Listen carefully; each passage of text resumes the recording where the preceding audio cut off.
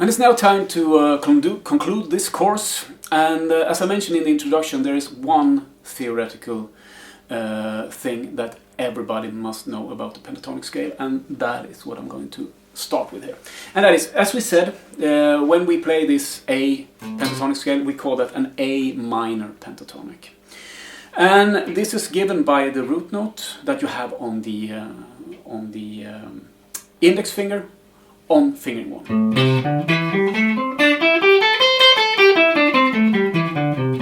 So to play, for example, a G minor pentatonic, you simply move your index finger to the note G, which is the third fret of the 6th string, and you play fingering 1, and then the other boxes will also be moved by an equal amount.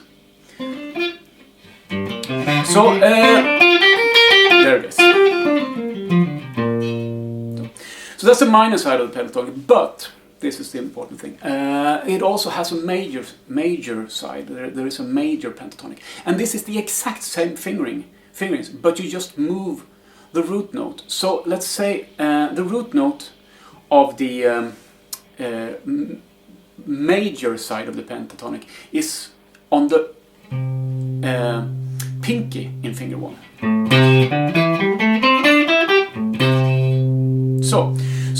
And this leads to, as I mentioned, the first note in the A minor pentatonic is called A, the next one is called C.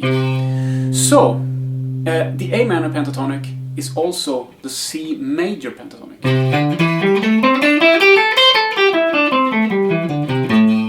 We say that A minor and C major are parallels. So to find any, to use the pentatonic scale to any major chord, you just take the pinky. Let's say now we are going to learn how to play over a D major chord. We then take the pinky on the root note. Here you got D 10th fret of the 1st string, and you then play fingering 1.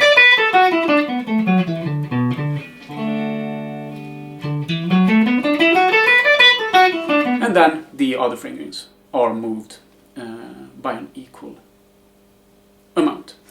So if you don't just it's a very handy thing to know. So to conclude, if you're going to use it against a minor chord, take the index finger, put on the root note on the 6th string, F sharp minor. So if you're going to use it towards a major chord, you take the pinky, find the root note on the 6th string, let's say B major. So, and that was the theoretical issue that everybody should know. The language we have learned here can be described as being the product of the pentatonic scale fingering system, the box system, where we have added the blue note and the 6/9 trick and ornamentation. And this describes very much of the typical rock and roll and blues type guitar playing that you hear. It's just a matter of how advanced concepts you use. The way we've been working here can sort of work like a sort of language building machine. If you take new and more advanced concepts, more advanced ways to use the pentatonic scale, ornamentation, and if you put them into these methods, you can use this as a sort of machine to forge it into your language. And to help you with this, there is a what I call a work page where you have all the backing tracks, the trigger time backing tracks, and the moves and things, so you can work with all this from one place.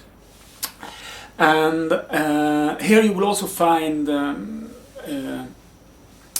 backing tracks that are in different keys. It's a good thing to try to also learn how to play in different keys. You don't have to necessarily practice all 12 keys, but just the process of how do you transpose things to a different key is something that you should go through a couple of times. Once you've done it, you realize that if the fingerings are solid, it's not all that much business. It's not all that difficult. And so in those backing tracks, all you have to do is to look at the numbers underneath the charts, because when you change key, the only thing that changes is the number where you start each fingering. They will be displaced with the same amount of frets. So, and with that said, this is the end of this course, and I hope you have enjoyed it.